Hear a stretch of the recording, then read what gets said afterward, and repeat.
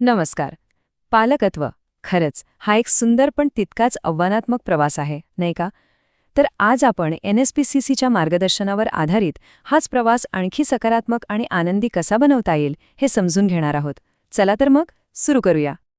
आणि हो, सुरुवातीलाच एक गोष्ट मान्य करूया. पालकत्व म्हणजे जगातल्या सगळ्यात कठीण कामांपैकी एक. मुलांच्या गरजा, आपल्या स्वतःच्या अपेक्षा आणि मग ती रोजची धावपळ, या सगळ्यामध्ये तो बॅलन्स साधणं म्हणजे खरंच एक तारेवरची कसरतच आहे. पण यात एक चांगली गोष्ट आहे. ती म्हणजे सकारात्मक पालकत्व. ही एक अशी पद्धत आहे जी आपल्या कुटुंबातली नाती घट्ट करायला मदत करते आणि सगळ्यांचं स्थान कमी करते. आणि याच माध्यमातून आपण मुलांसोबत एक मजबूत आणि विश्वासाचं नातं कसं तयार करायचं हे शिकतो. तर याची पहिली आणि सगळ्यात महत्त्वाची पायरी काय आहे ती म्हणजे आपल्या मुलांच्या नजरेतून जग पाहणं. कारण बघा ना, मुलं जशी मोठी होतात, त्यांच्या गरजा बदलतात, त्यांचं वागणं बदलतं. प्रत्येक वयाची ना एक वेगळीच दुनिया असते. आता बघा, लहान मुलांचं जे वागणं आपल्याला कधीकधी खोडकरपणा वाटतं ना, ते खरं तर त्यांच्या गरजा सांगण्याचा एक प्रयत्न असतो.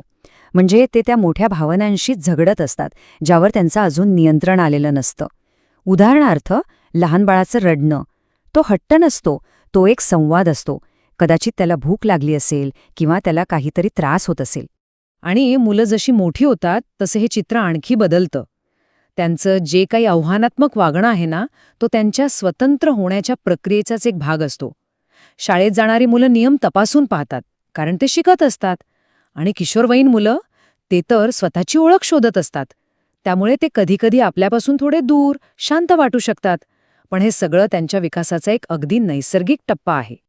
बरं, मुलांच्या विकासाचे हे टप्पे एकदा समजले की पुढचा प्रश्न येतो तो नियमांचा.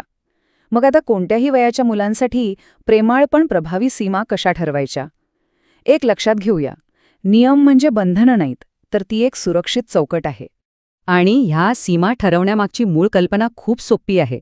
मुलांशी स्पष्टपणे बोला, नियमांमध्ये सातत्य ठेवा आणि सगळ्यात महत्त्वाचं, त्यांचं ऐकून घ्या. नियम असे हवेत जे त्यांना सहज समजतील आणि पाळता येतील. आणि हो, हे नियम घरातल्या प्रत्येकासाठी सारखेच असायला हवेत, हेही तितकंच महत्त्वाचं. अर्थात हे नियम कसे लागू करायचे हे मुलांच्या वयानुसार बदलणारच. म्हणजे लहान मुलांच्या भावना आपण समजून घेतो, तर किशोरवयीन मुलांसोबत बसून आपण वेगवेगळ्या पर्यायांवर चर्चा करतो. लहान मुलांना आपल्या अपेक्षा स्पष्ट सांगाव्या लागतात, तर मोठ्या मुलांना निवडीचं स्वातंत्र्य द्यावं लागतं. हा दृष्टिकोन त्यांच्यासोबतच वाढत जातो. चला, आता एका महत्त्वाच्या मुद्द्याकडे वळूया. मुलांच्या वागण्याला योग्य दिशा कशी द्यायची? इथे आपलं लक्ष शिक्षा देण्यावर नाही, तर मार्गदर्शन करण्यावर असणार आहे. म्हणजे बक्षीस आणि शिस्तीच्या माध्यमातून त्यांच्या चांगल्या वागण्याला प्रोत्साहन कसं देता येईल हे पाहूया. जेव्हा मुलं काहीतरी चांगलं करतात ना, तेव्हा त्यांचं कौतुक करायला अजिबात विसरू नका. खरंच, हा त्यांना प्रोत्साहन देण्याचा एक सर्वोत्तम मार्ग आहे. कारण कौतुकाने फक्त त्यांचा आत्मविश्वासच नाही वाढत, तर त्यांना हेही कळतं की त्यांच्या चांगल्या कामाकडे आपलं लक्ष आहे. आणि एक गोष्ट नेहमी लक्षात ठेवायला हवी, बक्षीस आणि शिस्त यामध्ये तो बॅलन्स साधायचा असेल तर दोन गोष्टी फार महत्त्वाच्या आहेत. एक म्हणजे स्पष्ट संवाद आणि दुसरं म्हणजे आपण स्वतः. कारण मुलं आपण जे सांगतो त्यापेक्षा आपण जे करतो ते जास्त शिकतात. त्यामुळे आपलं वागणंच त्यांच्यासाठी सगळ्यात मोठं उदाहरण असतं. आता एक नाजूक पण महत्त्वाचा मुद्दा. अनेक संशोधनामधून आणि अनुभवातून हे पुन्हा पुन्हा सिद्ध झाले आहे की मुलांना शिस्त लावण्यासाठी शारीरिक शिक्षा हा योग्य मार्ग नाही. त्याने कदाचित तात्पुरता फरक पडेल, पण नात्यावर त्याचे खूप दूरगामी आणि नकारात्मक परिणाम होऊ शकतात. यामुळे काय होतं तर मुलांचा आपल्यावरचा विश्वास कमी होऊ शकतो. त्यांना असं वाटू लागतं की राग आला किंवा काही चुकलं की मारणंच योग्य आहे. आणि मग हळूहळू शिस्त लावणं आणखी कठीण होऊन बसतं. मुलं आपल्या भावना लपवायला शिकतात आणि नात्यात एक अंतर येतं. आणि या सगळ्या चर्चेतून आपण एका खूप महत्त्वाच्या पण अनेकदा विसरल्या जाणाऱ्या भागाकडे येतो. तो म्हणजे मुलांचं पालकत्व करताना स्वतःचं पालकत्व करायला विसरू नका. म्हणजेच पालकांनी स्वतःची काळजी घेणं. आपल्या स्वतःचा ताण आणि राग सांभाळणं हे खूप खूप महत्त्वाचं आहे. कारण जेव्हा आपल्यावर तणाव वाढतो तेव्हा आपण अनेकदा असं काहीतरी बोलून किंवा करून जातो ज्याचा नंतर आपल्यालाच खूप त्रास होतो, पश्चाताप होतो. हे लक्षात ठेवणं गरजेचं आहे की शांत डोक्यानंच आपण चांगले निर्णय घेऊ शकतो. मग शांत कसं राहायचं? काही साध्या गोष्टी आहेत. गरज असेल तेव्हा मदत मागा. कुटुंबाकडून, मित्रांकडून मिळणारी मदत स्वीकारा. आणि हो, स्वतःसाठी थोडासा का होईना वेळ काढा.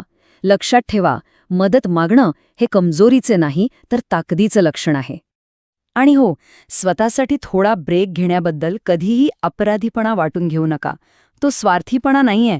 उलट ते तुम्हाला एक उत्तम पालक बनण्यासाठी मदतच करतं. कारण जेव्हा आपण स्वतः आनंदी आणि शांत असतो, तेव्हाच तर आपण मुलांना एक चांगलं, सकारात्मक वातावरण देऊ शकतो. तर मग सगळ्यात शेवटी एकच प्रश्न. लक्षात घ्या, एकाच दिवसात सगळं काही बदलायची गरज नाहीये. फक्त एक छोटंसं सकारात्मक पाऊल उचलायचं आहे.